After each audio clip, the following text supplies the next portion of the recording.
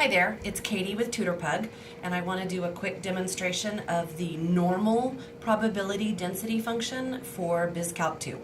Here is our scenario. The IQ of humans has a mean value of about 100 with a standard deviation of 11 points. Human IQ can be expected to follow a normal distribution. Then we have three questions. What is the probability that a randomly chosen person has an IQ of less than 79? And then we need to know the probability that we find someone who has an IQ between 99 and 102. And then lastly, the probability that we have an IQ of at least 115.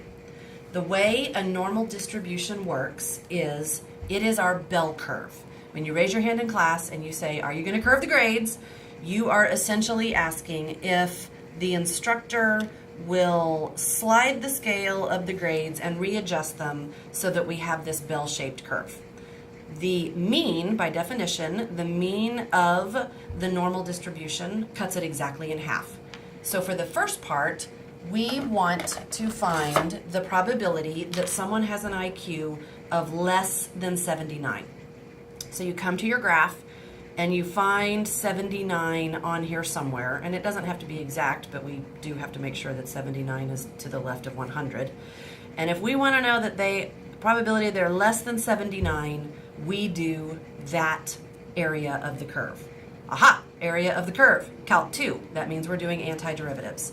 The way we can do it here with the normal distribution, this is a little bit unusual, we're going to go to Y1, and we're going to tell the calculator to store the information for the normal probability curve with these two particular characteristics in as an equation.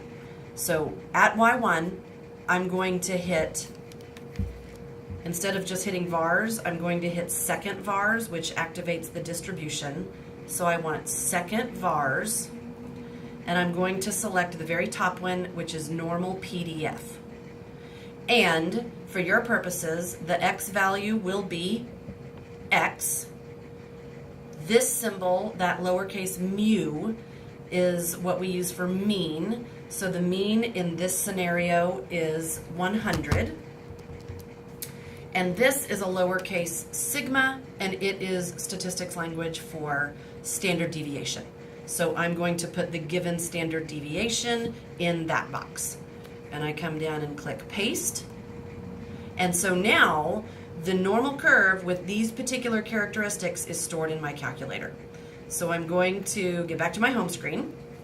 And now to answer that question, once that's in there in Y1, I can answer any of these. Sorry, hope I didn't make you dizzy. So from here, this would be Math 9. And you can't really have an IQ of less than 0, so it makes sense that 0 would be our bottom bound.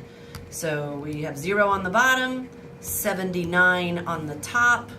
We're anti-deriving Y1 with respect to X, and boom. It's not very many people. We have a 0.028 probability of getting somebody with an IQ of less than 79, or about 2.8%, 3% of the population has an IQ less than 79. For the next question, what's the probability that we find a person with an IQ between 99 and 102? If we come back and reconstruct our curve, 100 is still in the middle, but now I want to know the 99 to 102 slice. So for that, all I have to do is math 9 between those particular boundaries. Again, the probability density function that I stored in Y1, and that is 0.108. So about 10.8, 11% of the population would be expected to have an IQ between 99 and 102 if this really is a true scenario. So lastly, the probability that a randomly chosen person has an IQ of at least 115. All right, the mean is still 100, that hasn't changed. 115 is somewhere to the right of 100. So at least 115 means 115 or more. I want this area of the curve. Now, this is where things get a little weird because I know it makes sense that we can't have an IQ less than 0, but I don't know what the highest IQ is. These are technically asymptotes that never touch the x-axis. I get sloppy and make them touch the x-axis. So I have two options here. I could either do 115 to infinity of the normal curve, but that's going to be really hard because I don't have the actual equation for the normal curve. It's that funny thing that's stored in y1. So I can get around that by finding the area under the curve that I don't want and subtracting it from 1. Because again, by definition, probability density functions have an area under their curves that is equal to 1.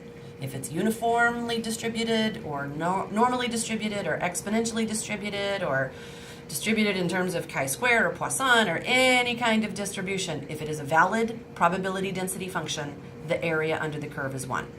So I can do 1 minus the piece of the curve that I don't want, and it will leave me the piece of the curve that I do want. So I'm going to do 1 minus 0 to 115 of the equation I have stored in y1. 1 minus, math 9, 0, 115, good old y1, 0.086. So about 8.6% of the population has an IQ above 115. Again, provided these are correct numbers. Have fun studying. That's the normal distribution.